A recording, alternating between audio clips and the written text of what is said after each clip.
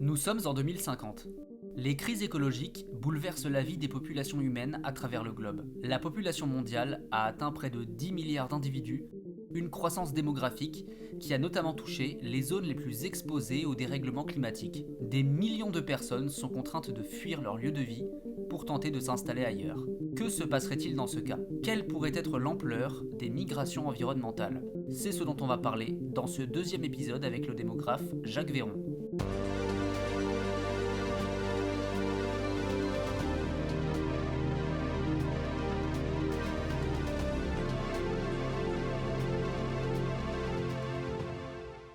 Bonjour Jacques Véron, merci d'être avec nous. On vous retrouve pour un deuxième épisode autour de la démographie mondiale en 2050. Aujourd'hui, on va parler des migrations environnementales et climatiques. Les zones de forte croissance démographique sont aussi pour beaucoup les plus exposées au dérèglement climatique. Est-ce qu'on va connaître une intensification des migrations environnementales dans les prochaines années et les prochaines décennies? Oui, oui, ben alors ça c'est une question effectivement intéressante. Et on voit bien, ça revient sur le côté, l'approche catastrophiste. On cite des chiffres. Bon, on est parti de 25 millions de migrants environnementaux, enfin, disons que c'est un petit peu la base. Et puis on fait des pronostics pour l'avenir. À l'horizon 2050, un rapport de la Banque mondiale a situé autour de 150 millions les migrants climatiques, essentiellement dans trois régions, une région d'Afrique, une région d'Amérique centrale et d'Asie. Et puis on a cité des chiffres en disant qu'il y aurait 1 milliard de migrants à terme, etc. Alors il faut revenir déjà sur les termes. On parle de migrants ou de réfugiés. Si on parle de réfugiés, ça veut dire implicitement qu'il y aurait un statut, et parce qu'on les compare aux réfugiés politiques. Les réfugiés politiques sont des gens qui changent de pays et qui sont protégés par la Convention de Genève et qui ont un statut. Les réfugiés climatiques, ils n'ont aucun statut, ils se déplacent. Et puis, le deuxième élément, les réfugiés climatiques, la plupart du temps, ils ne franchissent pas une frontière, ils restent internes au pays. Donc ça, c'est juste. Alors, si on revient sur le terme migrant, si on s'occupait en oubliant le terme réfugié, migrants environnementaux, il y a migrants climatiques. S'il y a une catastrophe nucléaire, il peut y avoir des migrants environnementaux, mais ils ne seront pas climatiques. Oui. Et donc, quand il y a la question de la migration, c'est-à-dire où ils vont, est-ce que ce sont des migrations de courte distance, des migrations où on part et on revient, est-ce que c'est des migrations internationales? Pour l'instant, les migrations, ce sont beaucoup des migrations sur des relativement courtes distances et internes au pays. Et on ne voit pas trop pourquoi ça changerait, puisque c'est... Alors, est-ce que tout changement... Alors, et puis, revenir maintenant sur la question climatique. Quand on dit migrants climatiques, ça veut dire que c'est le climat qui est en cause. Et là, c'est pas toujours facile de séparer le climat de l'économie. Par exemple, si vous avez une mauvaise récolte, c'est le climat, mais c'est aussi parce que vous n'avez plus d'argent. Mais autrefois, c'était des migrations économiques. Maintenant, on les appellera facilement climatiques. Donc, Et puis, il y a un élément aussi important par rapport à ces migrations, c'est que, et ça a été observé en Thaïlande par exemple, c'est que si vous avez eu une famille, j'ai envoyé un migrant à Bangkok par exemple, qui m'envoie de l'argent, et moi je vis dans le monde rural, je subis des événements climatiques importants, la sécheresse, une forte sécheresse qui détruit ma récolte cette année. Le fait que qu'il y ait un migrant de ma famille qui soit à Bangkok et qui puisse m'envoyer des fonds me permet de passer cette étape et donc de rester. C'est-à-dire qu'une migration antérieure empêche d'une certaine façon une migration présente. Si vous voulez. Donc tout ça simplement pour dire qu'il y a des dynamiques qui sont en jeu. Maintenant, il y a aussi un effet important qui est la résistance à la migration, c'est-à-dire l'attachement des gens au lieu dans lequel ils vivent. Et les gens ne partent pas de bon cœur. Souvent, on a une vision des migrations comme si les gens partaient parce qu'ils trouvent que c'est formidable ailleurs, etc. Alors, ça existe. Hein, et puis, il y a le mythe des pays développés où la vie est facile, etc. Donc, ça joue. mais tous les gens ne rêvent pas de partir de chez eux. Non, et on le voit, moi j'ai étudié cette question en Inde, et il y a des populations qui vivent vraiment je pense à une en particulier qui vit sur une zone côtière, elle est séparée de la mer juste par une colline. Il y a une partie des villages qui ont été déjà submergés, et la mer, il y a une érosion forte. Là, les gens vivent, c'est un village où les gens vivent, et quand on leur parle, ils partent pas, ils n'ont pas du tout l'idée de partir. Ou ils acceptent les événements majeurs, ou il y a une priorité au quotidien qui fait que la vie quotidienne prend le pas sur les risques à venir. Et alors, après, il y a bien sûr des situations de migration environnementale ou climatique en Afrique, en Éthiopie. La désertification oblige les gens à se déplacer. Ouais. Et là, pour terminer, et après, il y a où on va. Vous posiez la question de où on va, c'est pas une question mineure. Les gens d'Océanie, ils sont allés en Nouvelle-Zélande ou en Australie, mais on n'était pas spécialement ravis de les voir. Les gens de la Corne de l'Afrique, ils sont allés au Kenya, qui étaient déjà des zones bien denses, où les gens n'étaient pas ravis de les voir. Donc c'est pas aussi, quand on parle de migration environnementale, souvent ou climatique, on évoque l'idée d'une explosion de ces migrations climatiques, mais en même temps comme si c'était comme si c'était inéluctable et comme si c'était en même temps une solution. Et d'ailleurs, même à une époque, on présentait ça un peu comme une solution.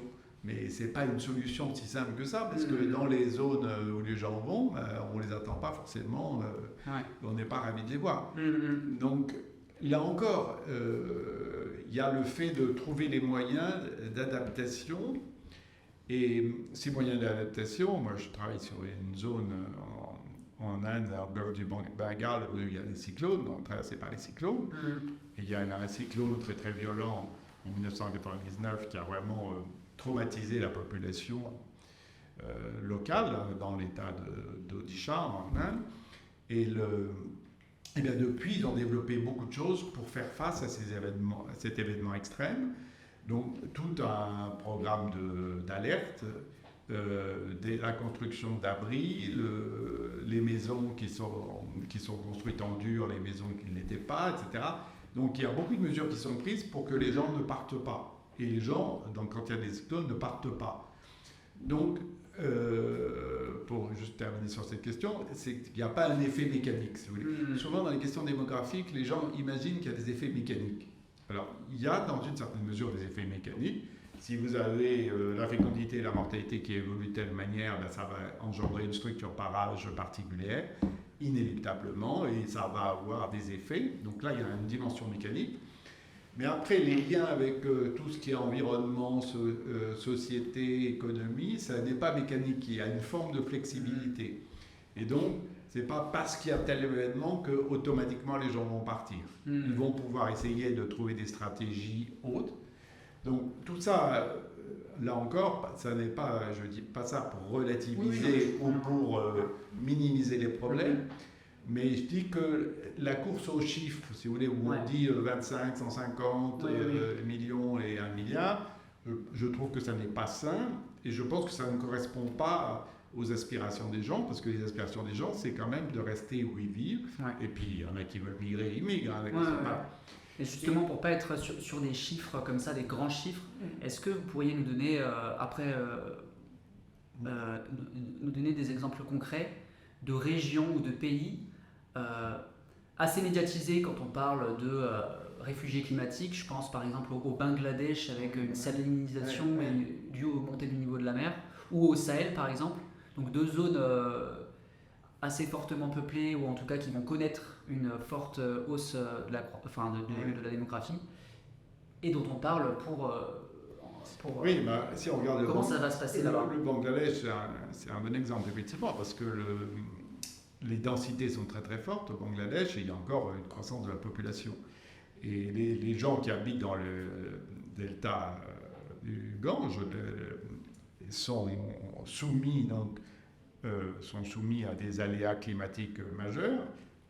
Les terrains sont immergés. Donc, une partie des gens sont partis à Dakar, dans la capitale, et c'est une migration environnementale. Pas forcément climatique, mais en tout cas environnementale. Et une partie gèrent les terres, parce que quand il y en a qui disparaissent des terres, il y en a d'autres qui réémergent et ils bougent dans la région. Donc là, il y a une espèce de... Enfin, il y a une forme d'adaptation qui est assez redoutable d'ailleurs. Donc c'est différent.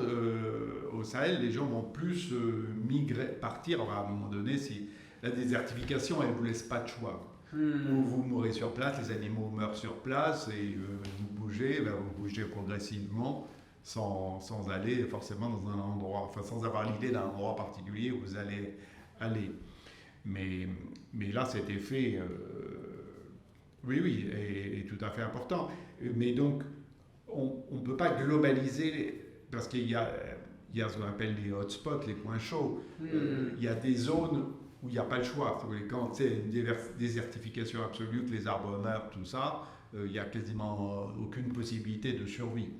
Et puis il y a des situations où les chocs climatiques sont irréguliers. Ça ne veut pas dire qu'il n'y ait pas du stress, mais il y a une sécheresse, mais après, pas forcément. Donc vous avez à l'intérieur des phénomènes qui sont assez différents et donc des comportements des gens et des degrés de migration qui peuvent être différents. Et puis, par rapport à ce que une question que vous posiez tout à l'heure, c'est par rapport aux migrations internationales de manière globale.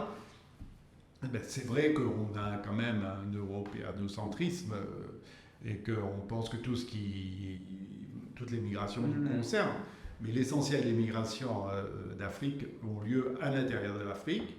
Alors évidemment, comme il y a des rapports de population différents, compte tenu de la croissance de la population africaine et de la faible croissance en Europe, il y a des différences de potentiel. Mais ce n'est pas pour autant qu'il y a des mouvements qui sont en proportion des déséquilibres. Là, beaucoup de mouvements sont internes à l'Afrique et on ne s'en occupe pas, parce que ça ne nous concerne pas. On voit ce qui vient vers nous. D'accord. Mais c'est quand même une logique très différente des migrations environnementales. D'accord. Et juste pour terminer sur cette question, est-ce que quand on parle de l'exemple du Bangladesh, par exemple, souvent, il revient la question, donc que c'est une région très peuplée, soumise à donc, de gros aléas liés au changement climatique, etc. Et qu'à côté, il y a l'Inde, un autre gros pays très peuplé, etc. Et que ça pourrait conduire à des tensions entre ces deux pays, voire à des conflits armés, etc. Voilà, c'est quelque chose dont on entend parler, en tout cas, assez régulièrement dans les médias, quand on parle de démographie, en tout cas, dans cette région du monde. Est-ce que pareil, c'est des scénarios plutôt catastrophistes, ou est-ce qu'il y a des réels enjeux à ce niveau-là, dans ces régions-là, liés à la démographie Oui, les tensions, c'est plutôt, en Inde, c'est plutôt sur le nord de l'Inde actuellement. Avec la Chine en particulier. Pour répondre à votre question, je suis un peu embarrassé. Je pense que le lien entre dynamique démographique et conflit, c'est un lien qui existe forcément à un moment donné, mais je ne sais pas ni le quantifier, ni même le définir, si vous voulez. Est-ce que deux populations qui augmentent très vite nécessairement vont finir dans une situation de conflit? Je ne sais pas. La question à des échelles locales, oui, il y a la question, par exemple, on l'avait vu en Côte d'Ivoire, surtout au Burkina Faso, quand les gens étaient partis, les Burkinabés étaient partis migrer en Côte d'Ivoire, et quand ils ont été obligés de revenir au Burkina, les terres qu'ils avaient été réutilisées par d'autres. Donc là, il y a des tensions qui sont liées à des dynamiques, à des mouvements migratoires. La question du partage des terres, je parlais du Kenya tout à l'heure, dans les montagnes, les terres sont précieuses et on a le sentiment, et on découpe les terres, on réduit les parcelles. Et donc là, il y a des tensions qui peuvent être des tensions ethniques, de type ethnique, Entre pays, c'est plus difficile à voir, mais ça ne veut pas dire que ça n'existe pas. Je pense que c'est quelque chose qui mérite d'être creusé. Merci d'avoir suivi cet épisode. Rendez-vous très bientôt pour un nouvel entretien. En attendant, vous pouvez retrouver tous nos épisodes en version intégrale au format podcast. Les liens sont dans la description. À bientôt!